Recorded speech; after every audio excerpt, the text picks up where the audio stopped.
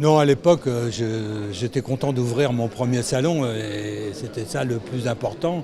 Et puis, finalement, j'ai ouvert le deuxième parce que j'avais des collaborateurs que je ne voulais pas perdre, tout ça. Donc, et puis voilà comment c'est arrivé. Mais à aucun moment, bon, d'abord, ça aurait été un peu peut-être prétentieux de. Voilà, donc non, non, c'est venu au fur et à mesure.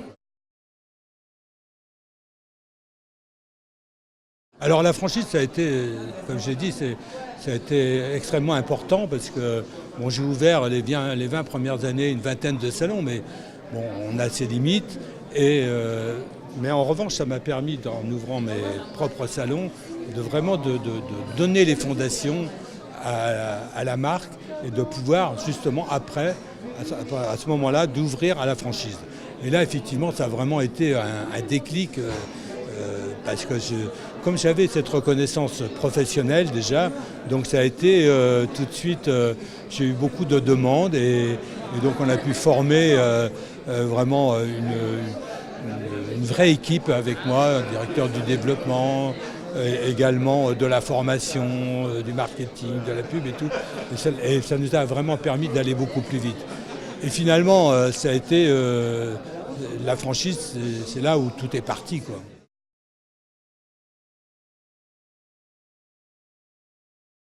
Alors, dans le milieu de la coiffure, le commerce de demain, on a une chance. Parce qu'on ne peut pas être remplacé par Internet. Donc, on va se servir évidemment du digital pour la vente, pour des prises de rendez-vous, on a des choses comme ça. Mais la chance qu'on a, eh bien, on ne sera pas concurrencé par le digital. Et donc, c'est vraiment un atout.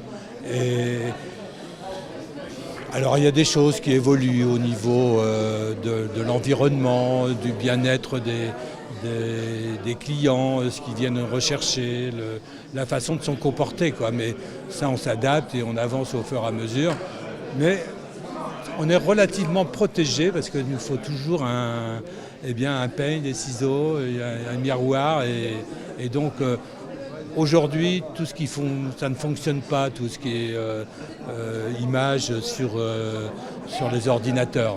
Parce que le cheveu est une matière vivante avec des textures différentes et donc il n'y a que vraiment la main du coiffeur qui peut faire la différence.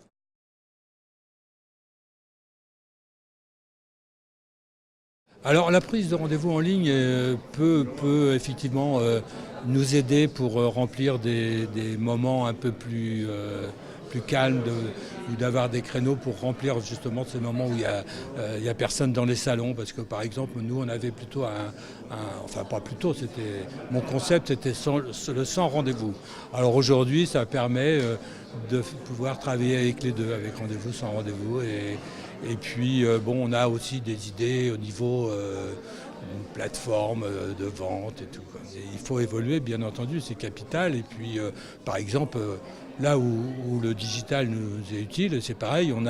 Alors évidemment, on a nos écoles de formation où les gens, les coiffeurs viennent se reformer sur les nouvelles techniques, les nouvelles tendances. Mais en même temps, on a tout ce qui est ces tendances-là. On a une application où les coiffeurs peuvent les visionner chez eux, dans leur salon, quand ils veulent, quand ils ont du temps, quoi.